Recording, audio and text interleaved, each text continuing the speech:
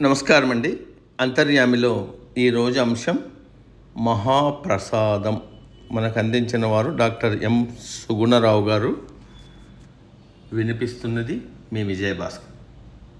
గుడిలో అయినా ఇంట్లో అయినా మామూలుగా వండిన పదార్థాలనే ముందుగా దేవుడికి నివేదించి వాటినే ప్రసాదాలుగా పంచుతాం. అందరూ దాన్ని దైవ ప్రసాదంగా భావించి కళ్ళకద్దుకుని స్వీకరిస్తారు.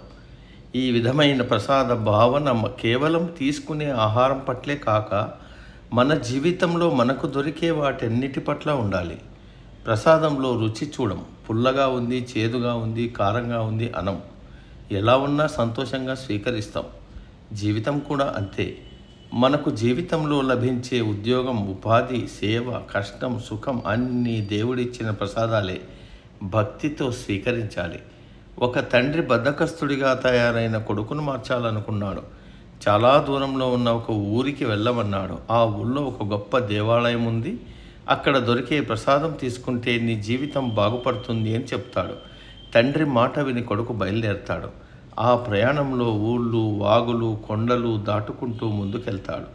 ఆహారం కోసం, ఆశ్రయం కోసం ఎన్నో కష్టాలు పడతాడు. చాలామందితో పరిచయాలు ఏర్పడతాయి. పలువురి సహాయం తీసుకుంటాడు. అడిగిన వారికి తాను సహాయం చేస్తాడు. తీరా ఆ ఊరు వెళ్ళిన తర్వాత అక్కడ గుడి ఉండదు, ప్రసాదం దొరకదు. అయినా నిరుత్సాహపడకుండా తిరుగు ప్రయాణం అవుతాడు. ప్రసాదం దొరకలేదు, కానీ ఎన్నో మరపురాని జీవిత అనుభవాల్ని చవి చూశానని తండ్రికి చెప్తాడు. అదే నీకు లభించిన ప్రసాదం అని చెప్తాడు తండ్రి. ఒక గురువు మౌనయోగి. చేతల ద్వారా, సైగల ద్వారా ఉపదేశాలు ఇచ్చేవాడు. మొదట్లో చాలామంది ఆయన దగ్గర శిష్యులుగా చేరారు. నోరు విప్పి మాట్లాడకపోవడంతో ఆయన్ని అర్థం చేసుకోలేక ఒక్కొక్కరే వెళ్ళిపోయారు. చివరికి ఒక్క శిష్యుడే మిగిలాడు. చాలా ఏళ్ళు గడిచాయి. ఆ గురువు వృద్ధాప్యంలోకి చేరుకున్నాడు. అవసాన కాలం సమీపించింది. శిష్యుడు ఆయనకు సుఖమైన పడకను ఏర్పాటు చేశాడు. ఆకలిస్తే తినడానికి తాజా ద్రాక్ష పండ్లను అందుబాటులో ఉంచాడు. ధ్యానంలో ఉన్న గురువు కొంతసేపటికి కళ్ళు తెరిచాడు. ద్రాక్ష పండ్లను తీసుకుని నోట్లో వేసుకున్నాడు. అలా వేసుకున్నప్పుడు ఆయన కళ్ళలో అనిర్వచనీయమైన ఆనందం. పళ్ళెంలోని పండ్లన్నీ తినేశాడు. తింటున్నంతసేపు గురువు ముఖంలో ఏదో వెలుగు. గురువు క్షణకాలం ఆకాశం వైపు చేతులు చాచాడు.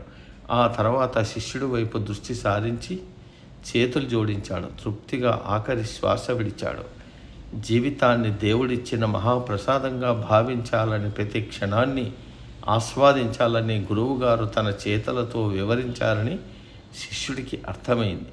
చివరి క్షణం వరకు ఆనందంగా గడుపుతూ జీవిత గమనంలో సహాయపడే ప్రతి ఒక్కరికి కృతజ్ఞత చూపాలన్న సందేశమే గురువు తనకిచ్చిన ప్రసాదమని ఆకళింపు చేసుకున్నాడు. ప్రకృతి మన కోసం దాచిపెట్టిన ప్రసాదాన్ని మనం వెతుక్కోవడమే జీవితానికి అర్థం. దాన్ని 10 మందికి పంచడమే జీవిత పరమార్థం. సమాప్తం.